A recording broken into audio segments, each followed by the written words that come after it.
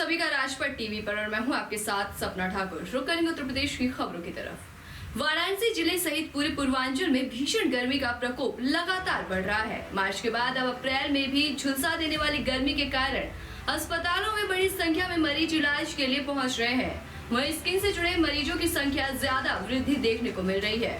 इस वर्ष ग्रीष्म ऋतु की शुरुआत से ही भीषण गर्मी का प्रकोप शुरू हो चुका है, तो वहीं आसमान का तापमान 43 डिग्री के आसपास पहुंच गया है, जिसके चलते बड़ी संख्या में लोग झुलसा देने वाली गर्मी के कारण बीमार पड़ रहे हैं। वहीं शिव प्रसाद गुप्त मंडलीय चिकित्सालय वाराणसी में कार्यरत स्किन रोग विशेषज्ञ डॉक्टर दीक्षित ने कहा कि पहले 50 की संख्या में मरीज आया करते थे, तो वहीं अब प्रतिदिन 100 से ज्यादा मरीज इलाज के लिए आ रहे हैं। और साथ ही उन्होंने कहा कि सबसे ज्यादा स्किन से जुड़े मरीजों की संख्या में वृद्धि हुई है। धूप के कारण जो है स्किन लाल हो जाती है, चेहरे की दाने निकल जा रहे हैं और स्किन जल भी जा रही है और काफ़ी जलन भी हो रही है स्किन में। तो इसका मेन बचाव है कि दोपहर में धूप में ना निकलें और कोई सनस्क्रीन लोशन लगावें। जहाँ तक अगर निकलने की हो तो कपड़े किसी चीज़ से ढक करके, चेहरे को ढक करके तभी बाहर निकलें। अधिक से अधिक पानी पिएं और हरी साग सब्जी का सेवन करें।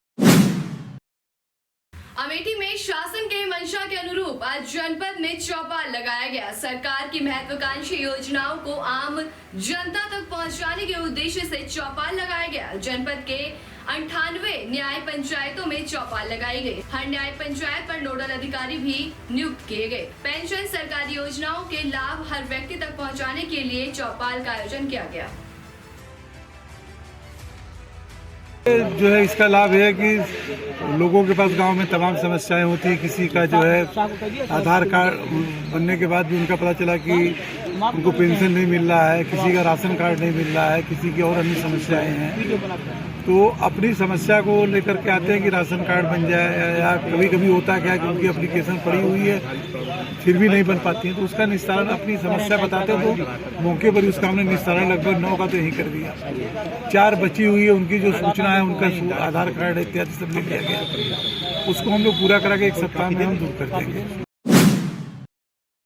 धर्मनगरी वृंदावन में आए दिन होने वाली आगजनी की घटनाओं को देखते हुए फायर ब्रिगेड द्वारा यहां अस्थायी फायर स्टेशन की शुरुआत की गई। बता दें कि पार्षद वैभव अग्रवाल द्वारा मंगलवार को डीएम नवनीत सिंह चहल से मुलाकात कर नगर में आने वाले श्रद्धालु एवं स्थानीय लोगों की सुरक्षा की दृष्टि से फायर स्टेशन खोले जाने की मांग की गई थी, जिसे गंभीरता से लेते हुए डीएम तत्काल अस्थायी रूप से फायर स्टेशन खोलने के उन्होंने निर्देश दिए गए थे, जिसके अनुपालन में फायर ब्रिगेड द्वारा बुधवार से पर्यटक सुविधा केंद्र परिसर में फायर स्टेशन की शुरुआत कर दी गई।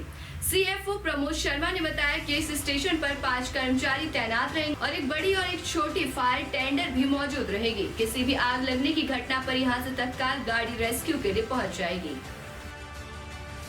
जैसा कि आप सब जानते हैं कि अभी 2 दिन पूर्व वृंदावन के व्यस्ततम अठखम्मा बाजार में एक पोशाक शोरूम में आग लगने के कारण पूरा शोरूम जल गया था।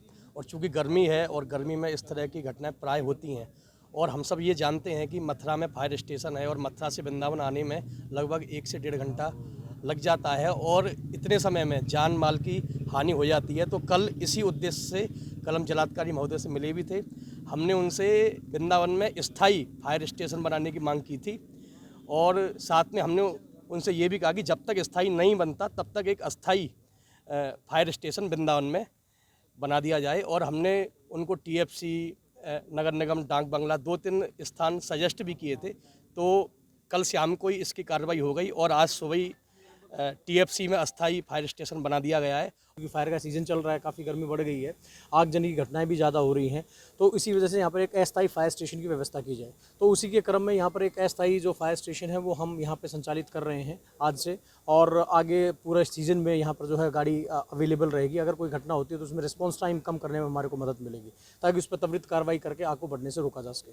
जैसा कि आप जानते भी हैं, पीछे भी एक पोशाक की दुकान में आग लगी थी और पहले यहाँ पर एक जो गारमेंट की दुकान थी नगर निगम चौराहे के पास में, वहाँ पर भी आगजनी की घटना हुई थी और लोगों को काफ़ी नुकसान होता है।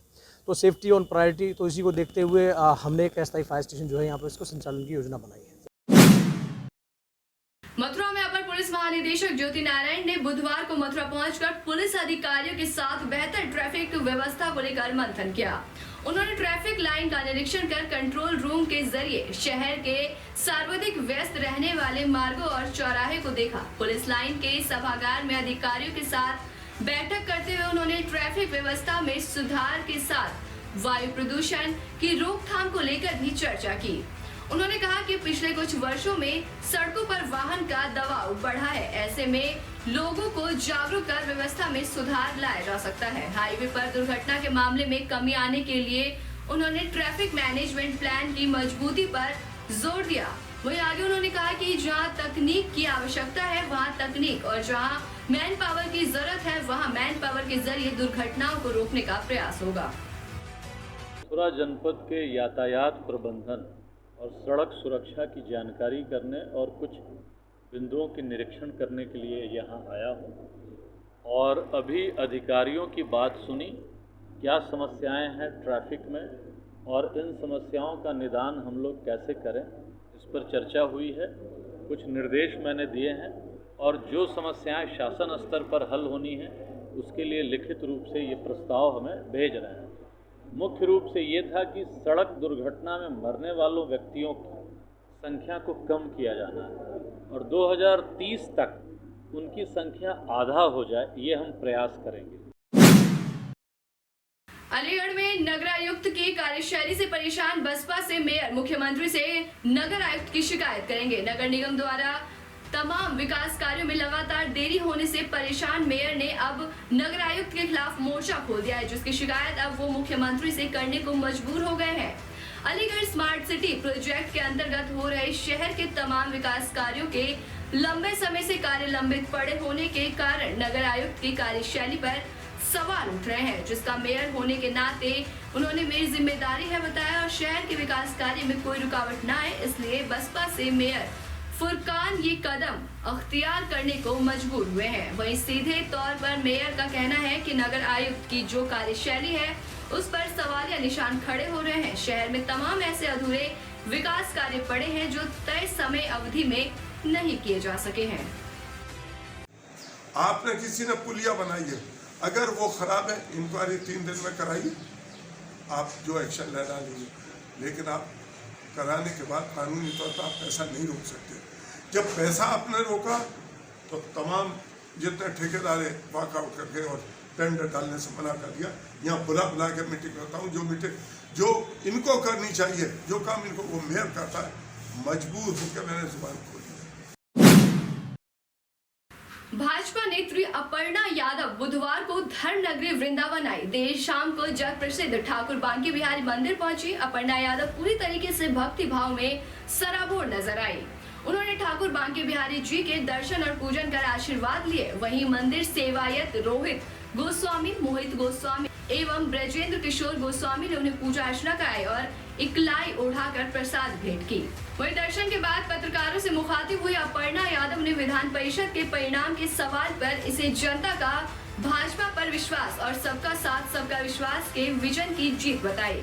वहीं सपा मुखिया अखिलेश यादव के ट्वीट की भगवा वेश में अपराधी घूमते हैं के प्रश्न पर उन्होंने कहा कि भगवा हमारे देश और संस्कृति का एक अहम हिस्सा है। पूरा संत समाज भगवा में है। भगवा धारण करने से अपराध करने की भावना मन में आ ही नहीं सकती। और साथ ही कहा कि सनातन संस्कृति परंपरा के बारे में इस प्रकार की टिप्पणी करना उचित नहीं है। मैं समझती हूँ कि भारतीय जनता पार्टी पे सभी का विश्वास है और हमारे प्रधानमंत्री जी का जो विज़न है सबका साथ सबका विकास और सबका विश्वास, जिस प्रकार से इस विज़न को यशस्वी मुख्यमंत्री श्री योगी आदित्यनाथ जी ने आत्मसात किया है, उसी का परिणाम है कि मेंबर ऑफ लेजिस्लेटिव काउंसिल की इतनी प्रचंड बहुमत में सीटें आई हैं। 36 में से 33 सीटें आई हैं, 3 निर्दलीय हैं। तो मैं सभी जो नवनिर्वाचित एमएलसी हैं उनको बहुत बहुत बधाई देना चाहती हूँ। प्राधिकारी क्षेत्र के झांसी हो रहे ललितपुर के विधान परिषद के चुनाव में भारतीय जनता पार्टी ने जीत दर्ज की है। इस सीट से भारतीय जनता पार्टी के अधिकृत प्रत्याशी श्रीमती रमा निरंजन ने समाजवादी पार्टी के प्रत्याशी और पूर्व विधान परिषद सदस्य श्याम सुंदर सिंह यादव को 1773 मतों से हरा दिया। बता दें कि रमा निरंजन लगातार दूसरी बार विधान परिषद सदस्य का चुनाव जीती है। चुनाव जीतने के बाद तो अच्छा लगता है, बहुत खुशी होती है कि हम लोग इतने मेहनत से चुनाव लड़े हैं और हम लोगों को 676 मतों से विजयी हुए हैं। सभी को मैं अपने जनप्रतिनिधियों को, जो पार्षदगण हैं, विधायकगण हैं, बीडीसी प्रधान भाइयों को बहुत बहुत धन्यवाद देती हूँ कि उन्होंने मुझे मेहनत करके क्षेत्र में घूम करके हमारे अपने बड़े नेताओं ने प्रचार प्रसार के माध्यम से मैं भारी मतों से विजयी हुई हूँ। सभी को बहुत बहुत धन्यवाद। वृंदावन में संविधान शिल्पी भारत रत्न डॉक्टर भीमराव अंबेडकर की जयंती बुधवार को धर्म नगरी वृंदावन में हर्षोल्लास के साथ मनाई गई। अंबेडकर जयंती समारोह समिति के तत्वावधान में मथुरा मार्ग स्थित अंबेडकर पार्क में आयोजित कार्यक्रम में उनके अनुयायियों के साथ साथ विभिन्न राजनीतिक दलों के कार्यकर्ताओं ने भी बढ़ चढ़कर हिस्सा लिया।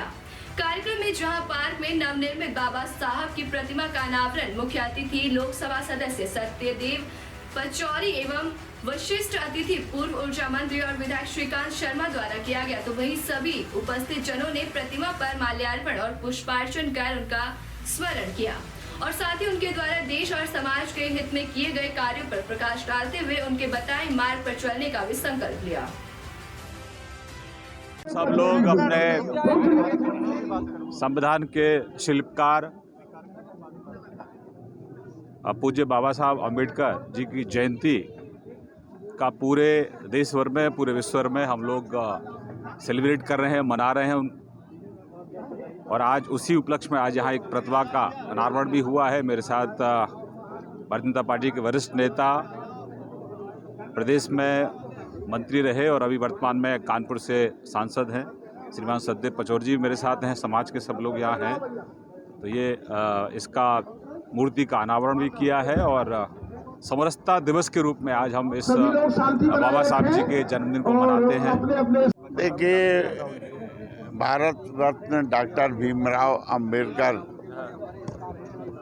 स्वयं अपने आप के निर्माता थे, इस देश के संविधान के निर्माता थे और उन्हीं के पद चिन्हों पर चलकर भारतीय जनता पार्टी राष्ट्र निर्माण का काम कर रही है, कमजोर के उत्थान का काम कर रही है, गरीब के कल्याण का काम कर रही है और इसी से नया भारत बनेगा, इसी से उन्नतशील और प्रगतिशील भारत बनेगा, जो काम माननीय नरेंद्र मोदी जी के नेतृत्व में हो रहा है। भारत रत्न डॉक्टर भीमराव अंबेडकर के 131वें जन्म जयंती पर आयोजित संगोष्ठी पर शिरकत करने केंद्रीय मंत्री स्मृति ईरानी वाराणसी पहुंची। बीजेपी के काशी क्षेत्र के कार्यालय पर आयोजित कार्यक्रम में मुख्य वक्ता के तौर पर कार्यकर्ताओं को संबोधित करते हुए कहा कि पहले आम चुनाव के दौरान डॉक्टर भीमराव को हराने वाले को कांग्रेस पार्टी पद्मश्री पुरस्कार देती है। इस दौरान भारत रत्न की ओर से देश हित में किए गए कार्यों को लोगों के बीच भी रखी गई है। उन्होंने कहा कि पीएम मोदी ने बाबा साहब के नक्शे कदमों पर देश में 126वां संविधान संशोधन कर अनुसूचित जाति एवं जनजाति के लोगों के लिए आरक्षण को अगले 10 वर्षों तक बढ़ा दिया है। मस्जिदों में लाउड स्पीकर को लेकर महाराष्ट्र के ठाणे से उठी चिंगारी अब देश के दूसरे हिस्सों में भड़क रही है। धर्मनगरी वाराणसी में भी एक शख्स ने अपने घर पर लाउड स्पीकर टांगे हैं। इन लाउड स्पीकर के जरिए 5 पहर हनुमान चालीसा बजाया जाता है। जिस शख्स ने ये लाउड स्पीकर लगाया वो काशी विश्वनाथ ज्ञानवापी मुक्ति आंदोलन से जुड़ा हुआ है। उनका नाम सुधीर सिंह है। सुधीर सिंह बीजेपी के स्थानीय नेता भी है। इनका मानना है कि काशी में लंबे समय से सुप्रभात और हनुमान चालीसा का पाठ होता आया है। इसी परंपरा को उन्होंने आगे बढ़ाने का काम किया। यही नहीं, सुधीर सिंह ने काशी के 101 मंदिरों और कुछ घरों में लाउड स्पीकर लगाने का निश्चय किया और साथ ही इसे लेकर मुहिम चलाने की भी बात की है। 5 पहर की कभी ज़रूरत ही नहीं थी। जब सुप्रीम कोर्ट द्वारा कहा गया कि नहीं, लाउड स्पीकर के माध्यम से काफ़ी ध्वनि प्रदूषण हो रहा है, तो हम लोगों ने अपने मंदिरों से लाउड स्पीकर को हटा लिया। लेकिन ये हमारे मुस्लिम भाई आज भी उस अजान को लगातार 5 पहर कर रहे थे। हमारी धर्म, हमारी परंपराएं धीरे धीरे विलुप्त होने के कगार पर, इसलिए हम लोगों ने इस मुहिम को चलाया। देखिए, हम लोग के पुराने समय में सारे मंदिरों पर जो है वैदिक पाठ होते थे, हनुमान चालीसा का पाठ होता था। धीरे धीरे जब सुप्रीम कोर्ट ने एक टिप्पणी करी कि वॉइस पॉल्यूशन नहीं होना चाहिए, तो मंदिरों से स्पीकर उतर गए। लेकिन मस्जिदों पे जहाँ एक स्पीकर थे, वहाँ से 10-10 स्पीकर हो गए। सुबह 4:30 बजे जो है वो सबकी नींद खुल जाती है, इतने तेज़ आवाज़ में अजान होती है। तो ये काशी है, काशी में तो वैदिक मंत्र गूंजे, ये काशी का चरित्र है। यहाँ हमारी नींद अजान से खुले, ये ठीक नहीं है। इसलिए हम लोगों ने कहा कि अगर उधर अजान होती है तो यहाँ हनुमान चालीसा भी होनी चाहिए। जो पहले हनुमान चालीसा जो मंदिरों में बंद हो गई थी, उसको फिर से चालू किया जाए। और हम लोगों ने 101 मंदिर चिन्हित किए हैं जिन मंदिरों पे अब लाउड स्पीकर लगेंगे। और तमाम शहर के व्यापारी जो है आगे आए हैं और वो लोग कह रहे हैं कि हम फ्री में मंदिरों में लाउड स्पीकर देंगे। ऐसी तमाम बड़ी जानकारी के लिए देखते रहिए राजपट टीवी, सबसे पहले भारत। अब आप अपने पसंदीदा चैनल राजपट टीवी को देख सकते हैं पसंदीदा OTT प्लेटफॉर्म पर।